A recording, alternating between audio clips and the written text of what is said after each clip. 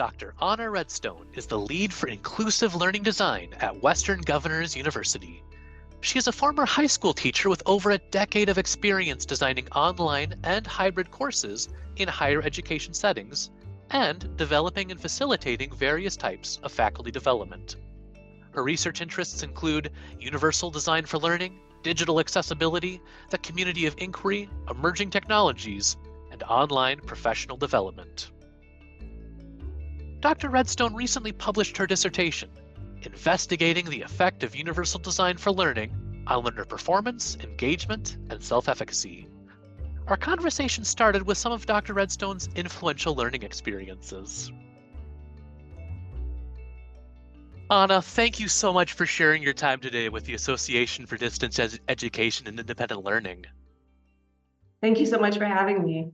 Absolutely. So I always love whenever talking with people, just kind of talking about their formative experiences, their influences that they had. So, well, as we start a conversation, tell me about one of your influential teachers or learning experiences, and how has that impacted your own work in education? Well, it's funny because when I talk to other educators, almost all of us have a kind of a similar story I found to my own, which is that I had an extraordinary teacher. So I'd always been an avid reader, and I loved my English classes in high school. But I had a teacher who really sparked my imagination, and she had a really creative way of interacting with her students. But more than, like, I can't even remember half the things that we studied in the class, but what I remember is the feeling of the class. And I felt that our teacher really cared about us and our opinions, and her compassion and empathy are really what I remember, and that made me want to become a teacher. So I started off in education as a high school English and journalism teacher, and I taught in Virginia and North Carolina for about 8 years. Wow. Cool. Also moving on with kind of another career milestone. So you recently submitted your dissertation. Congratulations on that. Thank you. Yeah. So investigating the effect of universal design for learning on learner performance, engagement, and self-efficacy. What led you to pursue those ideas for your dissertation? Well, I think as I was mentioning to you before we started this, I spent some time working with Old Dominion University as an instructional designer. And in that role, I designed online and hybrid courses, and I worked really closely with faculty.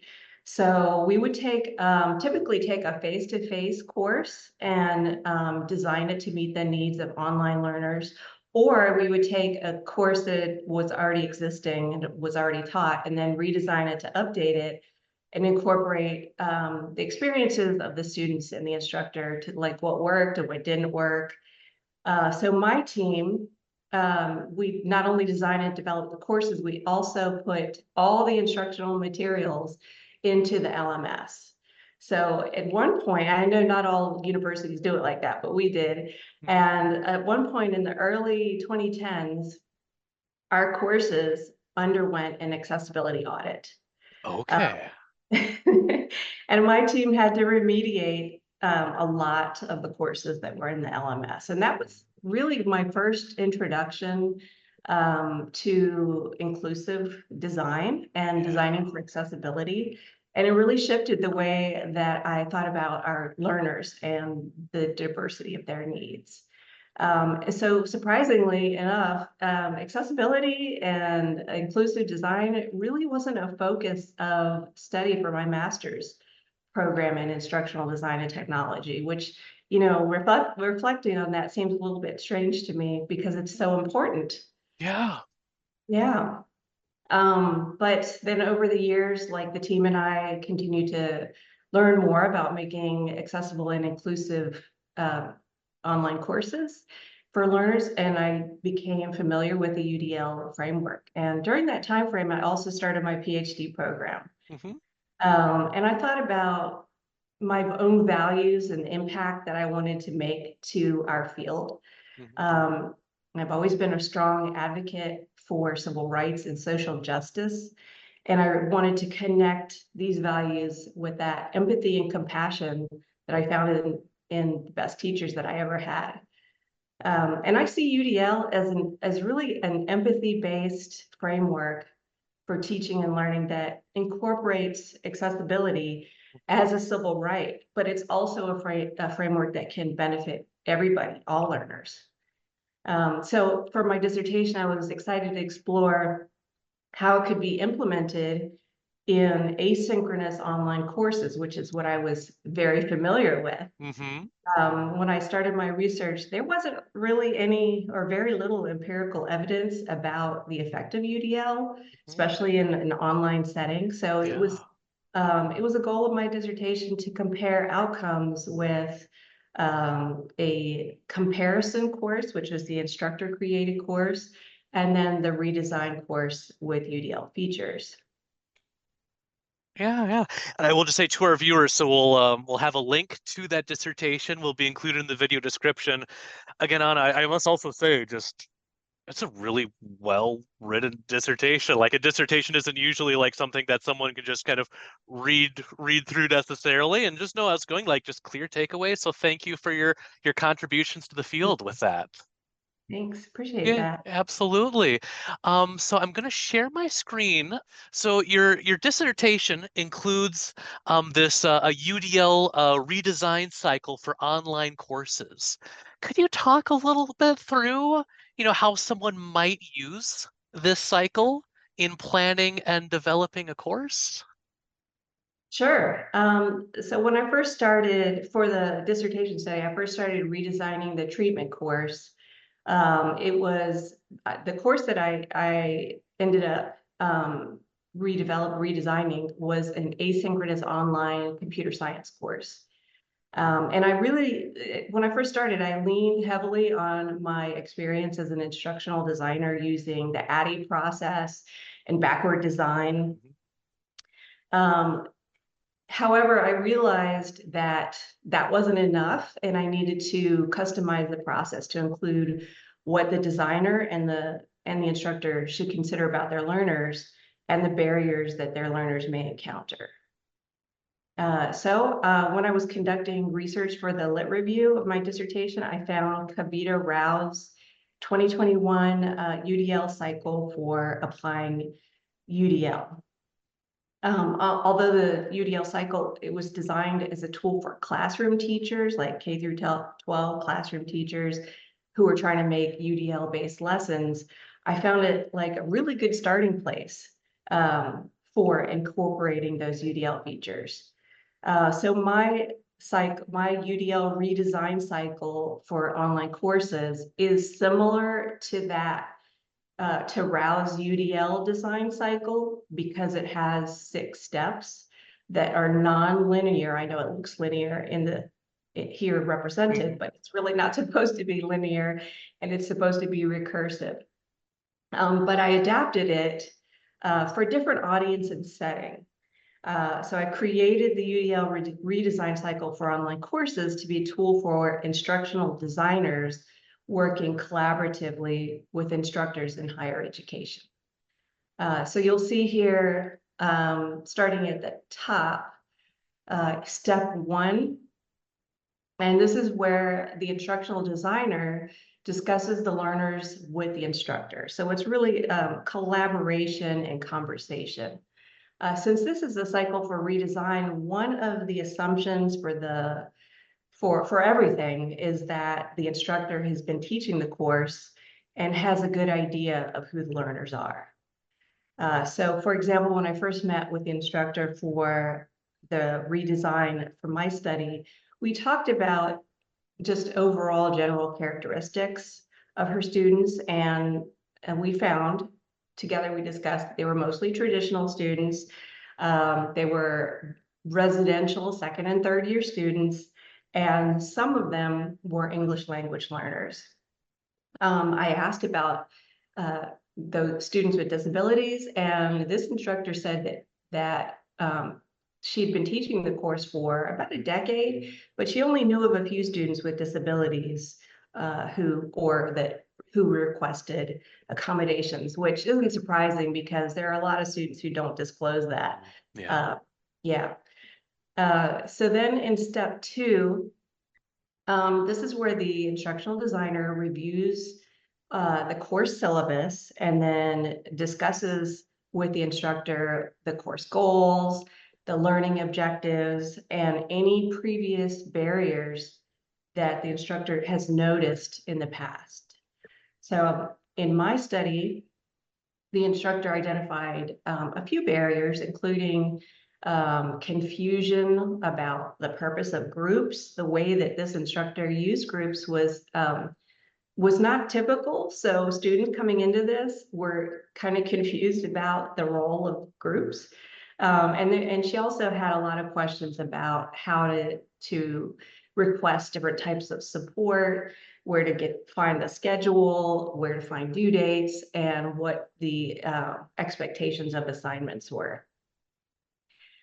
So then in step 3, this is where the instructional designer digs a little deeper and actually goes into the course, analyzes the course by navigating through the LMS in both the student and the instructor roles. I think that's important to do, because what it looks like to an instructor is not what it looks like to a student. So it's important to do both. And this is really where the collaborative nature of this cycle is really helpful, because it can be difficult for people who are immersed in their own work. As you probably know, and most people know, it's hard to spot areas of weakness or areas for improvement when you're looking at your own stuff. Yep. Yeah. So in my study, I found I was able to go in, like I said, and dig a little bit deeper, and I found additional barriers that students might encounter, such as it was almost all text-based material that was disorganized. None of it met WCAG accessibility requirements. There were no options for learner expression. There were few opportunities to engage with the instructor or the TAs, and really no opportunities for collaboration and community. So then in step 4, the instructional designer, after doing that deep dive, presents a list of findings of the barriers to the instructor and describes potential changes to the course to reduce barriers for the learners. So this is kind of a negotiation. Yes. And this is where instructional design skill really comes in, because you have to negotiate how the assessments, methods, and materials can be redesigned. And that's similar to any kind of redesign process. Changes are really agreed on based on the instructor's willingness to incorporate changes, and most importantly, the time frame. And so in many cases, you might have a huge list of things that you'd like to change, but it's not always practical because of the time frame. So this is where the iterative nature of this cycle is helpful, because you can kind of circle back and incorporate more changes over time. So in my study, the instructor and I decided to focus the redesign on some elements that would offer the most impact in terms of reducing learner barriers. And so that included changes to the syllabus, the discussion forums, and the course modules. So in step 5 here, you'll see this is where the instructional designer implements those agreed upon changes to the course in the LMS, and then reviews those changes carefully with the instructor. For my study, I actually created an instructor guide to help the instructor navigate the changes throughout the semester.